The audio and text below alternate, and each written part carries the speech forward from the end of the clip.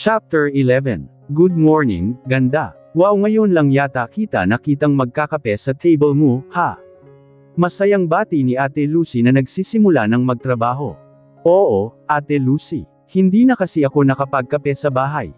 Sambit ko na umupo na rin at nilagay ang gamit sa drawer. Nagsimula na rin akong buksan ang laptop ko. Hindi pa man ako nagsisimulang magtrabaho ay labis na ang kaba ko. Excited na akong makita si Jared. Gusto ko tuloy malaman kung nasa loob na siya ng opisina niya. Minsan ay maaga siyang dumadating kesa sa secretary niya. Minsan naman ay lumalagpas siya ng alas 8 at maririnig ko na lang ang yabag niya. Wala naman kasi akong ipapapirma sa CEO kaya hindi ako makapunta dun kay Miss Lori para makasimple ng tanong kung dumating na si Sir Jared o dadating ngayon mula sa business trip. Pinilit ko na lang na mag-concentrate ng trabaho. Tahimik na rin naman sa buong floor dahil busy ang mga office mate ko. Malapit na ang month end at marami na naman kaming report na tatapusin para sa management kaya kapag mga ganitong panahon talaga ay tahimik na nagtatrabaho ang lahat. Ilang minuto ang lumipas, biglang narinig ng tainga ko ang pamilyar na yabag. Kilala ko ang lakad ni Jared kaya alam kong siya yun.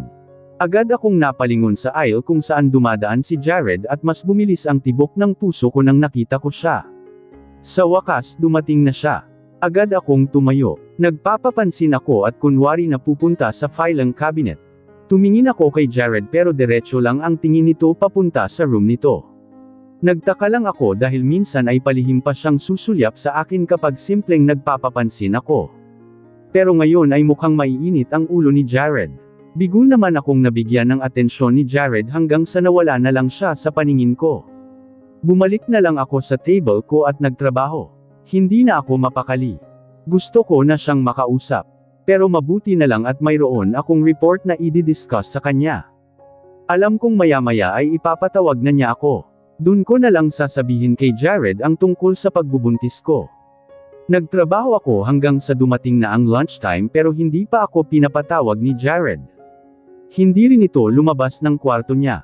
Sobrang busy siguro at maraming pinipirmahan at near-review na documents. Wala akong gana na kumain ng lunchtime at nahalata pa nga ako ni Ate Lucy. Nang bumalik kami galing sa trabaho ay pinilit ko na lang na itawid ang maghapon ko. Hindi pa rin ako pinatawag ni Jared. Matapos ang coffee break ng hapon ay hindi na ako nakatiis. Lumapit na ako kay Ma'am Lori para itanong kung pwede ko na bang kausapin si Jared para i-discuss ang report ko. Ma'am Lori, busy ba si Sir Jared? Oh, Mira, hindi naman. Kaninang umaga siya busy dahil marami siyang pinirmahan at tiningnan na report. Kalalabas ko lang at wala naman siyang importanteng ginagawa na. Ah, ganun po ba? Kasi mukhang nakalimutan niya po akong tawagin dun sa report na kailangan kong i-discuss sa kanya. Oo nga, no. Monday ngayon at kailangan niyang malaman ang tungkol sa report. Baka dahil busy siya kaya hindi niya naalala kanina. Nakakapagtaka na nakalimutan niya ngayon. Noong nakakaraan, laging yun ang inuuna niya. Mahabang sabi ni Ma'am Lori. Pwede bang pakitanong na, Ma'am Lori, kasi malapit nang mag-uwian. Baka nakalimutan niya lang, paghingi ko ng pabor, sandali, Mira. Tatanungin ko lang siya. Nakangiting sambit ni Ma'am Lori at sandali akong iniwan dito sa may table niya para pumasok sa loob ng office ni Jared. Hindi naman nagtagal ay lumabas si Ma'am Lori. Ay, Mira. Wala raw siyang time sa report mo ngayon. Baka may ibang ginagawa si Sir. Nakaharap kasi siya sa laptop niya, mamaya sasabihan kita ha. Labis ang pagtataka ko sa narinig. Imposible na wala siyang time. Kung wala man siyang time para sa report, sa akin ay siguradong may time siya. Kahit gaano kabisi si Jared ay inuuna niya na makita ang report na ginawa ko dahil gusto niya akong makasama sa loob ng office niya. Isang linggo kaming hindi nagkita kaya imposible na hindi niya ako na-miss. Biglang sumama ang loob ko. First time itong nangyari na tinanggihan ni Jared na makita ako simula noong nagkaroon ng namamagitan sa amin. Parang imposible naman. Pero baka nga may importante siyang ginagawa. Inintindi ko na lang siya at bumalik sa table ko na laglag ang balikat. Lumipas pa ang 1 oras mahigit. Malapit na ang uwian. Tiningnan ko rin ang cellphone ko kung may text man lang si Jared sa akin. Walang message sa akin si Jared. Hindi na ako nakatiis. Bumalik ako sa table ni Ma'am Lori at nakita ko ito na saktong patayo. Ma'am Lori, kasi may kailangan akong sabihin kay Sir Jared. Tungkol sa report ko noong nakaraan. Naku, Mira. Ihing-ihi na talaga ako. Hindi kasi ako makatayo sa dami ng phone calls at ang hahaba pa ng usapan. Kumatok ka na lang at ikaw ang magsabi. Sabihin mo na lang ay umihi lang ako. Tuldok-tuldok. Babalik din naman ako agad. Agad akong tumanggo kay Ma'am Lori. Natuwa ako at may pagkakataon na akong makita ang mahal ko. Kumatok agad ako sa pinto ng office ni Jared nang makaalis si Ma'am Lori. Hinawakan ko ang doorknob at binuksan ang pinto. Nadatnan ko si Jared na nakatingin sa table nito at may binabasa siguro na documents. Sobrang gwapo ng future husband ko. I'm not surprised na kahit nang bata pa si Heaven nang nakita si Jared ay nagwapuhan sa lalaki at naging crush. Isang matamis na ngiti ang pininto ko muna sa mukha ko habang hindi pa ako nililangon ni Jared. Love. Sambit ko na sapat na para marinig ni Jared kahit narito na ako sa may pinto. Wala pa naman si Ma'am Lori sa table nito kaya kahit lakasan ko ay walang makakarinig. Agad na nagangat ang mukha si Jared. Malayo pa ang distansya namin pero nagulat ako sa paraan ng pagtingin niya ngayon sa akin. What are you doing here? Malamig na tanong ni Jared. Pinagtaka ko ang tono ng boses niya na wala man lang excitement na sa wakas ay nagkita kaming muli. Love. Sambit ko na naglakad hanggang sa makarating ako sa tapat ng table niya.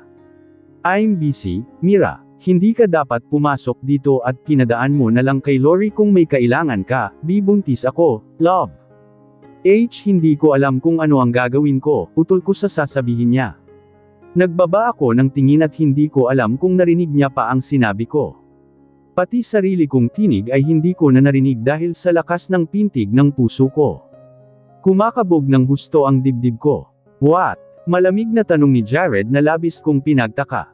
Bibuntis ako. Ikaw ang ama Jared. Mas nilakasan ko na. Tumalim ang tingin sa akin ni Jared. Never kong in-expect na ganito ang magiging reaksyon niya. Love, magkakaanak na tayo. Unti-unting nabasag ang boses ko. Love. Disgusting. Don't call me love anymore, Mira, dahil ginawa lang kitang parausan. Sabay tayo ni Jared na halos dumagundong ang boses niya dito sa loob ng office pero nagpipigil pa rin siya dahil nasa labas pa si Ma'am Lori. Parausan. Biglang tumulo ang luha ko dahil parang sinaksak ako ng kutsilyo. Mahinang mura ni Jared at napahilamos pa ng mukha.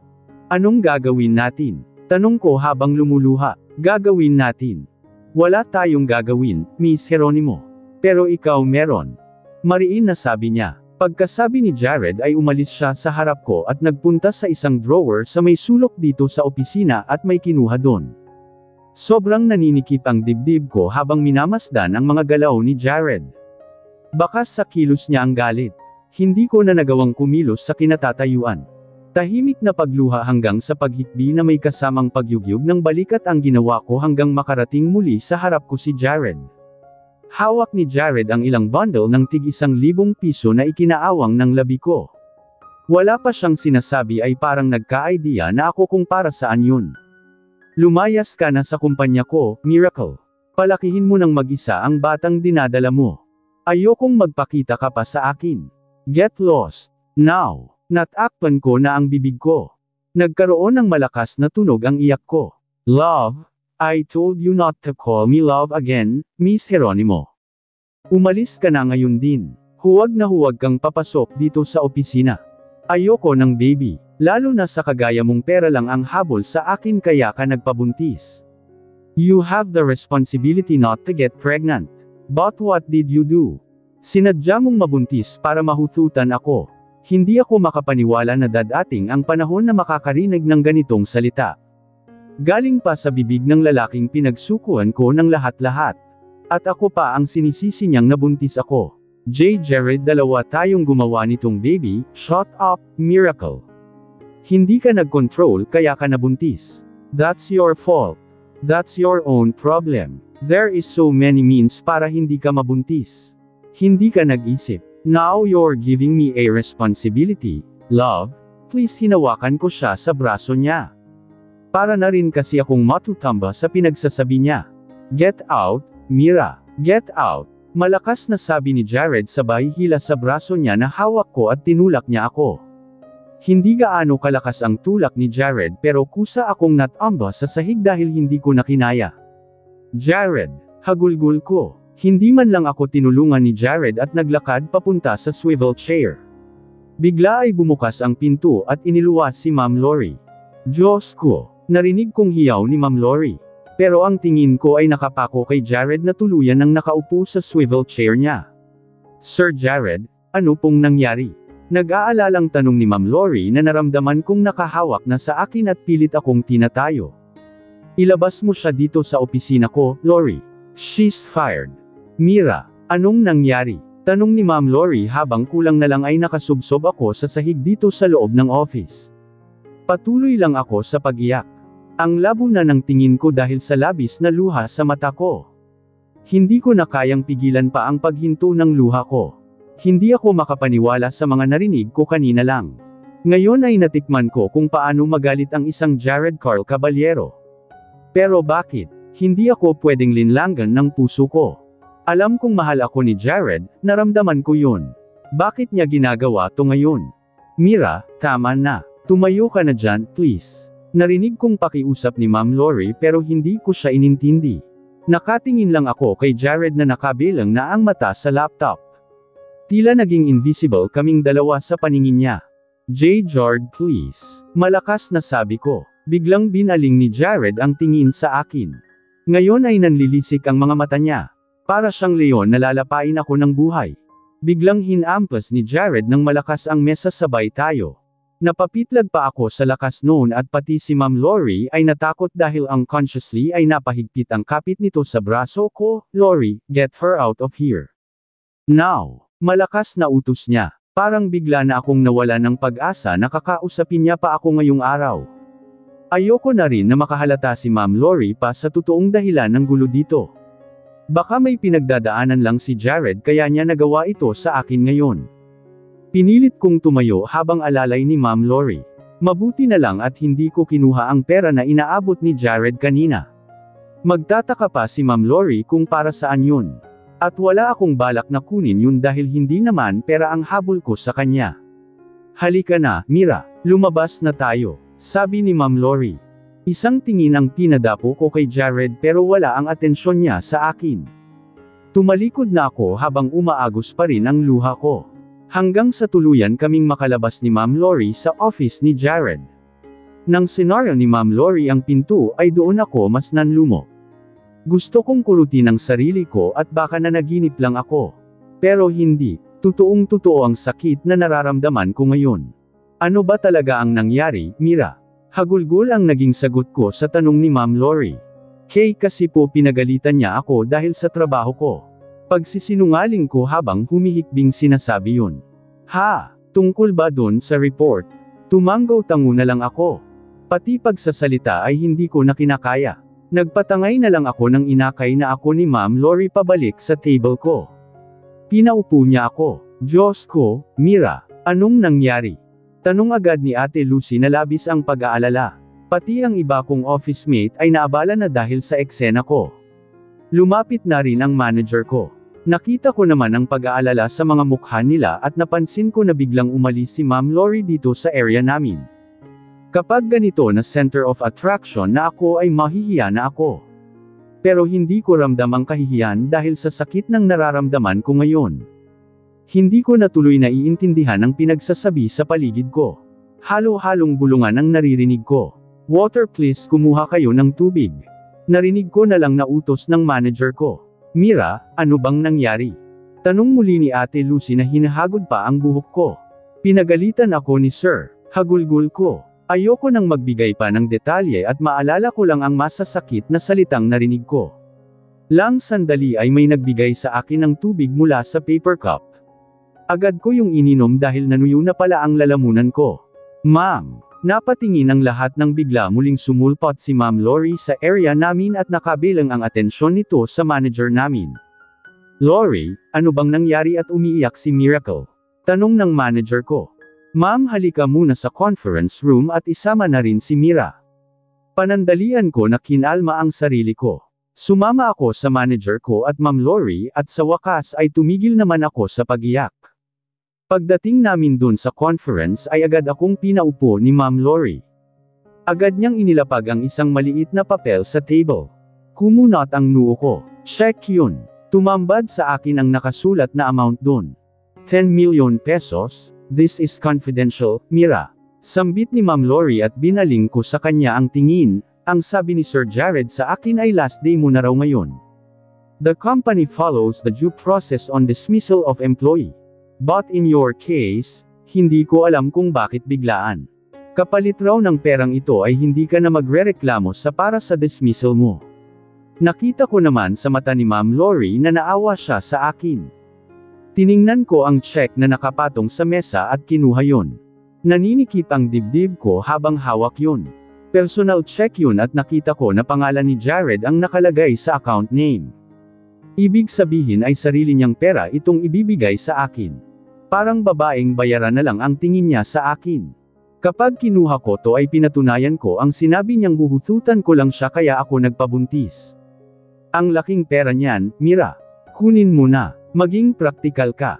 Hindi lahat ng empleyado ay nakakatanggap ng ganyang kalaking halaga. Hindi ko nagawang tingnan ang manager ko. Tama siya. Panalong-panalo ako sa amount na to. Kung kusa siguro akong nag-resign ay wala pang 50,000 ang makukuha ko panigurado. Pero agad kong pinunit ang check na kinagulat ng dalawa sa gilid. Tumayo ako. Hindi po ako magrereklamo kahit kanino, ma'am. Magre-resign po ako ng ayon sa proseso. Kung magkano po ang matatngap ko. Yun lang po ang kukunin ko. Sigurado ka, Mira? Tanong ng manager ko. Opo, ma'am. Nagtaka rin ang dalawa sa akin. Para akong nagtampo sa palay sa desisyon ko. Pero paninindigan ko yun. Hindi pera ang kailangan ko. Ang kailangan ko ay magkaroon ng ama ang anak ko. Siguradong may pinagdadaanan lang si Jared. Hindi niya kagustuhan ang ginawa niya sa akin kanina. Baka may problema lang siya. Kung ano ang desisyon mo ay igagalang namin, Mira. Ang sabi na lang ng manager ko, halika na at bumalik na tayo sa trabaho. I need your resignation, Mira, para mapirmahan ko. Dagdag pa nito. Mabilis ang kilos namin na bumalik sa office. Back to work guys. Sambit ng manager ko nang makita agad namin na tila hindi na nagtatrabaho ang mga empleyado. Nagpunta na lang ako sa table ko. Ramdam ko ang paninitig ni Ate Lucy sa akin habang nagsimula na akong mag-type ng resignation ay nagsimula na naman ang pagtulo ng luha ko. Mabuti na lang at hindi na ako pinansin ng mga kasama ko. Gusto ko na lang din na umuwi na at matulog at kalimutan muna ang lahat. Matapos kong i-print ang resignation ay binigay ko yun sa manager ko. Bumalik ako sa table ko para sinupin ang mga gamit ko at makauwi na ng bahay. Nang tiningnan ko ang cellphone ko ay may nakita akong text mula kay Jared. Don't ever show your face to me again, Mira. Nanlumo ako sa nabasa ko. Oh, parang napaaga ka, Mira. Malamig na tanong ni Tita Mayet nang naabutan ko siya sa bahay. Sandali niya akong tinitigan at nakita ko ang pagtataka sa mukha niya. Alam kong mahahalata niya ang pamumugto ng mata ko. Nakabihis na si Tita Mayet at mukhang papasok na sa club. Napalunok ako. Hindi ko expect na mag-aabot pa kami. Ayokong mag-abot kami kaya hindi muna ako diretsyong umuwi galing sa trabaho. Nagpalipas muna ako ng ilang sandali sa isang convenience store na malapit dito hanggang sa alam ko na nakaalis na si Tita. Pero heto at mukhang si Tita naman ang nagpa-late sa trabaho. Dapat pala ay nagtanong man lang ako kay Heaven sa text. Pero na-trauma kasi ako bigla sa paghawak ng cellphone dahil sa na-receive kong text mula kay Jared kanina kaya hindi ko muna hinawakan ang sapi ko. Sinubukan kong i-dial ang number ni Jared kanina bago tuluyan na nilisan ang Caballero Building pero patay na ang cellphone nito. Wala po kasing traffic, Tita. Sambit ko na dumiretso na ng lakad papasok sa kwarto ko. Pero nagulat na lang ako nang lalagpasan ko na si Tita Mayet ay hinawakan niya ako sa braso kaya natigilan ako. Ano nangyari sa'yo? Bakit galing ka sa iyak? Tanong niya. Hinarap ko si Tita at mas kita na niya ngayon ang itsura ko. Ngayon ay hindi ko na may kakaila pa. Mestiza ako kaya kapag umiiyak ako ay namumula ang mukha ko. At sa tanong niya pa lang ay naiiyak na naman ako.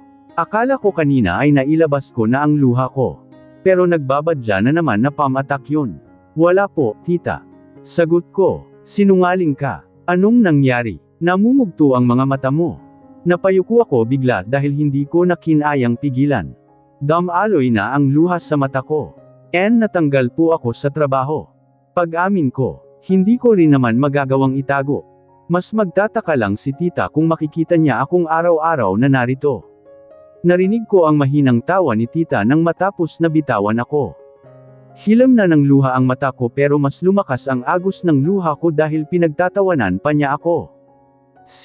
Tama ang hinala ko. Hindi ka rin naman tatagal sa trabahong yan. Hindi ko nagawang sagutin ang tita ko. Mas lalong bumuhos ang sama ng loob ko. Wasak na nga ang puso ko ay dadagdag pa siya sa lintindihin ko. Bigla naman na lumabas si Heaven mula sa kwarto. Ate Mira. Bumuhos agad ang pag-aalala nito at lumapit sa akin pero hindi ko muna pinansin ang kapatid ko. Tita, papasok na po ako sa kwarto ko. Pinahid ko ang luha ko sabay talikod. Paano na ngayon yan? Hindi naman pwedeng maging palamunin kayong magkapatid. Sambit ni tita na nagpatigil sa paglalakad ko. Muli kong binaling sa kanya ang tingin ko. Kung kailangan mo ng trabaho ay welcome ka naman na maging regular dancer sa club. Malakas ang kita dun. Triple pa sa kinikita mo sa erawan mo sa opisina. Kahit hindi ka nga maghubad at magpakita lang ng kaunting balat ay kikita ka ng malaki. Pero mas malaki ang kikitain mo kapag nagbenta ka ng laman. Tamang-tama, may kailangan akong bayaran na utang at kailangan ko ng pera. Narindi ang utak ko sa sunod-sunod na sinasabi ni tita. Tuloy-tuloy pa rin ang salita niya na hindi ko na narinig dahil tinakpan ko na ang magkabilang tainga ko. Tita, tama na po. Sigaw ko sabay mabilis akong pumasok sa kwarto at sinara ang pinto ng padebog. Tanjin mo, Mira, narinig ko pang mura nito kahit na isara ko na ang pinto. Napasandal na lang ako sa likod ng pinto at dahan-dahan na napaupo. Sinubsob ko ang mukha sa tuhod ko at dun umiyak, oo nga. Paano na ako ngayon? Kasalanan ko at hindi ako nag-isip. Umikot lang ang mundo ko kay Jared. Paano na kami ngayon ng kapatid ko? Wala na rin naman na natirang pera sa binayad sa akin ni Jared. Kung meron man ay doon sa e-wallet na nilagyan niya ng pera. Malaki pa yun. Pero hindi sisipat yun sa amin na magkapatid lalo na at nag-aaral na uli siya. At parang hindi ko maatim na gastusin yun lalo na at inakusahan ako ni Jared na pera lang ang habol ko sa kanya. Paano na pala ako makakahanap ng trabaho? Buntis ako at walang tatanggap sa akin. Kapag nalaman pa ni Tita Mayet na nagdadalang tao ako ay baka mas magalit pa siya dahil hindi na talaga niya ako mapapakinabangan. At ang masaklap ay wala na kaming pupuntahang magkapatid. Si Tita Mayet ang pinakamalapit namin na kamag-anak dahil hindi naman namin kilala ni Heaven ang mga ama namin. Ang daming lumabas na tanong sa isip ko na hindi ko man lang naisip kanina dahil dun lang ako nakafocus sa isa kong problema. Lang sandali akong umiiyak hanggang sa marinig ko ang mahihinang katok sa labas. Ate Mira, buksan mo na to please. Umalis na si tita. Pinunasan ko ang luha ko. Kahit anong punes ko ay kusang tumutulo kaya hinayaan ko na lang. Binuksan ko ang pinto at nakita kong umiiyak rin si Heaven na yamakap sa akin agad. Ate, bakit ka natanggal sa trabaho? Tanging iyak lang din ang naisagot ko. Hindi pa ako handang magkwento sa kapatid ko. Hindi naman na nagtanong pa si Heaven. Pinapante niya ako sa kama ko at pinahiga at dahil ramdam niya yata ang panghihina ko. Iniwan ako ni Heaven para maipaghanda niya raw ako ng kakainin ko matapos ko na magpahinga. Hindi ko nga alam kung kakayanin ko pang kumain ng hapunan. Tanging himos lang sa puso ng ginawa ko. Kinakausap ko sa isip ko ang nasa sinapupunan ko. Hindi ko alam kung ilang weeks na ito. Baka dugo pa nga lang, Pero doon na ako kumuha muna ng lakas para paglabanan ang depression na nararamdaman ko ngayon. Hindi man lang din ako nakapagbihis, naramdaman ko na lang ang tapik sa balikat ko at ginaisang ako ni Heaven. Ate, kumain ka muna. Tsaka hindi ka pa nagbibihis. Napatingin ako sa sarili ko. Doon ko lang naalala ang nangyari kanina ng pagkadating ko dito sa bahay. Hinawakan ko ang kamay ni Heaven ng mahigpit. Heaven, buntis ako. Hindi ko alam kung ano ang gagawin ko. Biglang pag-amin ko. Hindi naman agad nakapagsalita si Heaven sa nalaman niya sa akin. Ate, lang sandali ay niyakap niya ako ng mas mahigpit pa kesa kanina. Ang tagal niyang nakayakap sa akin at pareho kaming luhaan. Humagulgol kami sa balikat ng isa't isa. Wala na akong narinig pa mula kay Heaven. Walang judgment, walang tanong. Nang maghiwalay ang mga katawan namin ay purong awa lang ang nakita ko sa luhaang mata ng kapatid ko. Alam kong may idea siya kung bakit ako nabuntis. Hindi man siya nagtanong sa akin kung saan ko kinuha ang perang panangbayad ko sa ospital at hindi man ako nagkwento sa kanya na nagbenta ako ng laman ay sigurado akong may idea na siya na dahil yun sa tulong ni Tita Mayet. Matalino si Heaven at alam kong alam niya na nagbenta ako ng puri. Ate, sino ang nakabuntis sa'yo? Mahinang tanong ni Heaven. Wala na akong nilihim pa kay Heaven. Sinabi ko sa kanya lahat mula sa paghingi ko ng tulong kay Tita Mayet, sa pagsalba sa akin ni Jared na hindi mapunta ang virginity ko sa matandang si Mr. Santos. Sinabi ko kay Heaven na nagpatuloy ang namagitan sa amin ni Jared ng palihim hanggang sa nabuntis na nito ako at nang sinabi ko ay tsaka ako tinanggal sa trabaho. Wala akong narinig na panghuhusga sa kapatid ko kaya kahit papaano ay nailabas ko ang sama ng loob ko. Gamaan ng kaunti ang nararamdaman ko. Ate, mabuti pa ipahinga mo na lang muna ang isip mo. Masama sa'yo ang ma-depress. Isipin mo ang baby mo. Tanging sabi ni Heaven sa akin. Pinilit kong gawin ang sinabi ni Heaven. Matapos kong kumain ay nagpahinga ako. Muli kong tiningnan ang cellphone na bigay sa akin ni Jared bago ako matulog. Wala ni isang text o missed call. Nahiga na ako para matulog.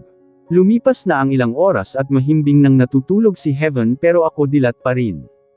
Bawal magpuyat pero kahit nakapikit ako ay gising ang diwa ko. Bumangon ako sa kama at tiningnan muli ang cellphone. Lumabas ako ng kwarto para magbalak na tumawag kay Jared. Nang tiningnan ko ang oras ay pasado 12:00 na. Napangiti ako nang narinig kong nagring ang tawag ko. Pero bigo ako dahil kahit nakailang tawag na ako ay hindi ako sinagot ni Jared. Naisip ko na tulog na ito. Nag-compose ako ng text message. To Jared, love, please kausapin mo ako, para sa magiging baby natin. Mag-usap tayo, please. I love you. Mahal na mahal kita. Ate, tutuloy ka talaga? Nagwo-worry na tanong ni Heaven. Oo, Heaven. Sandali lang naman ako. Kapag nakausap ko na siya, uuwi din ako agad. Isang malalim na buntong hininga na lang ang pinakawala ni Heaven bago ako tinapik sa balikat at sinabihan na lang na mag-ingat ako. Papunta ako ngayon sa office ng Caballero Brewery. Isang linggo na ang nakakaraan simula nang natanggal ako sa trabaho. Isang linggong madilim ang buhay ko na gabi-gabi kong iniiyakan. Wala man lang paramdam sa akin si Jared. Kahit nagte-text na ako sa kanya halos araw-araw ay wala akong reply na natanggap kahit isa. Para akong mababali kapag di ko siya nakausap.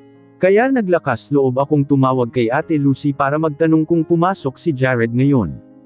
Simula nang nawala ako sa kumpanya ay tinanggal ko rin ang communication sa kahit kaninong office mate ko. Though si Ate Lucy ay todo kamusta sa akin at nakikibalita kung ano ang tunay na nangyari kung bakit ako tinanggal. Hindi ko naman siya masagot. Kanina nga lang ako tumawag sa kanya at marami siyang tanong na hindi ko na nasagot. Tungkol sa final pay ko naman ay pinadala nila sa ATM account ko kinabukasan din ng last day ko matapos kong ipadala ang quitclaim na hiningi sa akin. Pinadaan nga nila sa proseso pa. Kagaya ng inaasahan ko ay maliit lang ang nakuha ko. Hindi man lang umabot ng 30,000. 30,000 kapalit ng 10 milyon na check na pinunit ko. Hindi naman ako nang hihinayang sa ginawa ko dahil iniisip ko na baka sinusubukan lang ako ni Jared kung pera nga lang talaga ang habol ko. May pera pa ako sa ngayon mula sa final pay ko. Bukod pa sa perang bigay nga ni Jared na hindi ko na ginagalaw. Pero nade-depress na ako sa kakaisip ng future. Kailangan ko ng trabaho at alam kong si Jared lang ang makakatulong sa akin. Hindi ako pwedeng huminging tulong kay Tita Mayet na magpahanap ng trabaho dahil pambubugaw lang naman ang alam nito. Hanggang ngayon nga ay nililihim namin ni Heaven ang tungkol sa pagbubuntis ko. Mabuti na lang talaga at hindi nito nahahalate kahit na nagkakasama pa kami sa bahay. Oh, Mira, kamusta? Palagi ka yata na nasa bahay-bahay ngayon. Biglang tanong sa akin ng kapitbahay ko nang nakasalubong kong naglalakad. Ganito talaga ang mga kapitbahay ko na gusto ay updated sila sa buhay ng kapitbahay nila.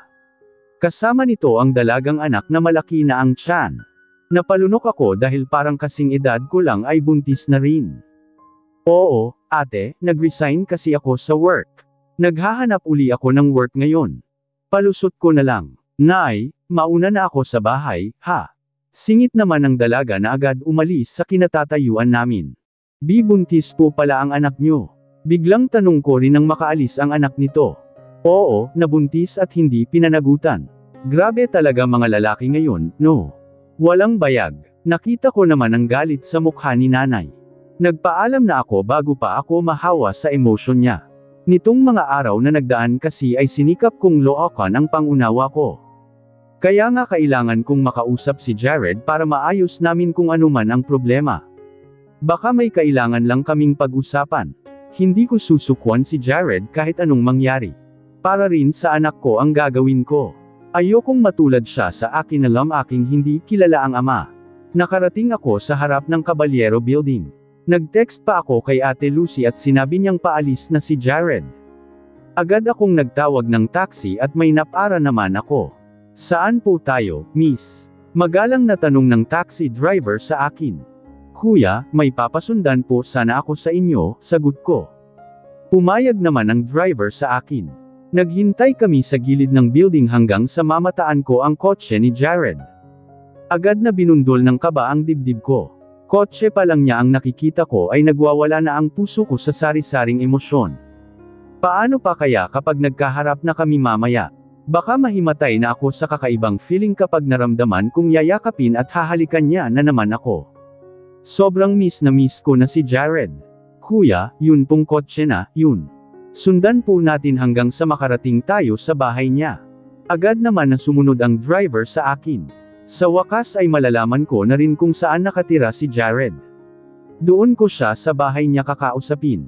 O kaya naman ay baka may kondo ito. Tahimik lang ako habang nasa biyahe. Hindi masyadong traffic. Hanggang sa napansin ko na papalabas na kami ng Metro Manila. Medyo malayo na ang tinakbo namin na lumagpas na rin sa 1 oras ang biyahe. Hindi naman nawawala sa paningin ng driver ang sasakyan ni Jared. Mukhang sanay itong sumunod ng palihim. Pero maya-maya ang pagre-remit sa akin ng babayaran ko. Wala naman akong problema kahit lumagpas ng 10,000 ang bayad ko sa taxi. Wala akong choice kung hindi ang kunin yun sa tirang transpo allowance na bigay sa akin ni Jared. Ang laki pa ng allowance na yun. Ang layo nitong pinuntahan natin, miss, sambit ng driver dahil naging mapuno na ang lugar. Tuldok. Pero hindi naman kami malamang na mapapansin dahil may mga sasakyan pa na dumadaan at malayo ang distance namin sa kotse ni Jared. Hanggang sa huminto na ang kotse ni Jared sa pamilyar na bahay. Nilampasan na lang namin ang bahay at dumiretso pa hanggang sa hindi na makikita ng kotse ni Jared. Napakunot ang noo ko. Alam ko kung nasaan ako dahil nakapunta na ako dito. Rest house yun ng kanang kamay ni Jared na si Kuya Ray. Matapos kong magbayad kay Kuya ay nagsabi pa ako sa driver kung pwede akong hintayin ng ilang minuto in case na hindi ako maihatid ni Jared pabalik sa syudad. Pumayag naman ang driver. Bumaba na ako ng taxi at pinuntahan ang rest house. Medyo malayo pa tuloy ang nilakad ko dahil sa malayo na part ni Kuya Driver ang taxi. Madilim na ang daan at malamig ang paligid pero hindi ko naman alintana yon. Hanggang sa makarating ako sa may gate ng rest house agad akong sumilip at nagimbal ako sa nakita ko. Si Jared na nakahapit ang mga kamay sa isang magandang babae na parang kaedad ko lang din. Nakayapos ang babae sa may leeg ni Jared. Nag-uusap sila habang magkalapit ang mukha. Bigla kong na-imagine na ganun din kaming dalawa ni Jared na maglambangan. Daig ko pa ang sinaksak ng cuts iyon ng 100 beses sa nakita ko. Automatikong tumulo ang luha ko habang nakatanaw sa 2 taong ngayon ay nakikita kong pinapaliguan ng halik ni Jared sa leeg habang bumubungingis ang babae. Jared love ko. Nanghihinang yuzel ko habang nakatitig lang sa 2 naghaharutan. Napahigpit ang kapit ko sa bakal na gate. Parang unti-unti nang nagdidilim ang paningin ko. Pero nilabanan ko ang panghihina ko. Hindi ako pwedeng mahimatay. Pagod na ako sa biyahe at hindi pa rin kumakain. Pero kailangan kong makauwi sa amin. Mahihirapan akong sumakay pabalik dito dahil hindi ko naman kabisado ang lugar na ito. Hanggang sa napatingin sa kinatatayuan ko ang babaeng kasama ni Jared habang tawa ito ng tawa. Halatang nagulat ito na may nakatingin pala sa kanila kaya bigla nitong naitulak sa dibdib si Jared. Biglang natigilan si Jared sa paghalik sa babae at marahan na binaling dito ang tingin sa akin. Medyo malayo pa ang distansya namin ni Jared pero parang tumatagos na sa akin ang tingin niya. Napansin ko agad ang pagkunot ng noo niya. Humiwalay siya ng yakap sa babae at ang babae naman ay tinanggal ang pagkakayapos sa leeg ni Jared at napaharap sa akin. Napahawak ako sa puson ko kahit hindi naman yun kalakihan pa. Binaling muli ni Jared ang tingin sa babae. Nakita kong hinawakan niya sa magkabilang pisngi ang babae at nilapit niya ang mukha dito. Mas naninikip ang dibdib ko sa nakikita. Parang may sinasabi si Jared sa babae. Sa akin niya lang dapat ginagawa ang bagay na yun. Himutok ng isip ko. Hindi ko magawang alisin ang tingin sa dalawa kahit ang kirot-kirot na. Nagbabaka sakali ako na baka sa isang kisap ng mata ko ay niloloko lang pala ako ng mata ko, na hindi naman sila naghaharutan. Pero nakailang pikit ng mata na ako ay talagang ang sweet nila. Nakita kong matapos magsalita ni Jared ay hinalikan niya pa ang babae sa labi matapos ay humiwalay na siya sa hinarap kung saan ang kinatatayuan ko. Lugmok na ako pero hindi ko magawang umalis sa kinatatayuan ko lalo na at marahan na naglakad si Jared papunta sa akin. Hindi ko na nagawang panasan ang luha ko. Gusto ko sana na maganda ako kapag kaharap ko siya ngayon pero mukha na tuloy akong haggard dahil sa kakaiyak ko. Katumbas yata ng maraming minuto ang bawat segundo na hakbang ni Jared. Parang nag-slow motion ang paningin ko. Parang gusto kong ihinto ang oras dahil natakot akong bigla nalapitan niya ako. Lalo na at nakikita ko ang mukha niya dahil maliwanag ang paligid dahil sa bukas na mga ilaw at poste. What are you doing here, Miracle? Kailan mo pa ako sinusundan? Kasing lamig ng tanong niya ang mga mata niyang nakatingin sa akin. Sino siya, love? Tanong ko. Lower your voice. Baka marinig ka. Mariing sabi ni Jared na biglang nilingan ang babaeng iniwan niya sa di kalayuan. Binaling niya muli ang tingin sa akin. Umalis ka na, Mira. Jared, sino siya? Hikbing tanong ko pa rin. Do I even need to tell you who she is, Mira? Are you blind? Sa tingin mo kaibigan ko lang siya. Do friends normally kiss like that? And do you know what I plan to do to her later? Kita ko ang galit sa mukha ni Jared. Jared, akala ko ako ang mahal mo. Nagawa ko pang itanong sa kabila ng lahat. Love, is everything well? Narinig kong tanong ng babae na ilang hakbang na lang pala ang layo mula sa kinatatayuan namin. Love, tama ba ang narinig ko? Pareho pa kami ng tawag sa kanya. Baby, sambit ni Jared na nilingan ang babae. Yes, she's my former employee. I fired her at nagmamakaawa na bumalik sa trabaho. I'll just talk to her. Okay. Napatingin ako sa babae na matamis ang ngiti kay Jared at matapos ay tumango ito. Just wait for me in the bathroom, okay? We'll take a bath together, baby, I love you. I love you too, love. I'll wait for you upstairs. Pagkasabi ng babae ay isang sulyap ang binigay nito sa akin at tumalikod na at naglakad papalayo. Wala na yata akong pag-asa sa naririnig ko pa lang. Binitawan ko ang kapit ko sa gate. Napaluhod ako sa semento. Humagulgul akong nakatingin sa semento. Sobrang nasasaktan na ako. Kung alam ko lang na ganito ang maaabutan ko ay hindi na lang ako nagpunta pa. May mas sasakit pa pala ang mga narinig ko ng nakakaraang araw. Marahan kong inangat ang mukha ko. Nagtama ang tingin namin ni Jared na hindi man lang kumilos. Kahit man lang ang lumabas sa gate at itayo ako ay hindi man lang niya ginawa. Akala ko mahal mo ako.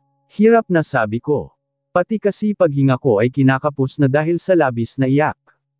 Did I ever say that, Mira? Did I ever tell you that I love you? Tanong niya. Natigilan ako. Hindi ako nakasagot dahil wala naman siyang sinabi sa akin kahit minsan. Never, right? Malamig na sabi ni Jared matapos ng mahabang hikbi ko at hindi ako nakasagot sa tanong niya. I said I'm obsessed with you. That's different from love. I'm just obsessed with your body. But I don't love you. Hanggang sa kama lang ang pinagsaluhan natin. Ginawan kita ng pabor. Sinalba kita sa matandang yun. Malaki ang binayad ko para sa katawan mo. Bonus na ako ang nakakuha sa'yo kesa sa matandang hakluban na yon. Sa 2 buwan na pinagsaluhan natin, hindi ka nalugi dahil magaling ako sa kama, Mira. You should be thankful that many times. And now that you're pregnant, do you think that I can still use you?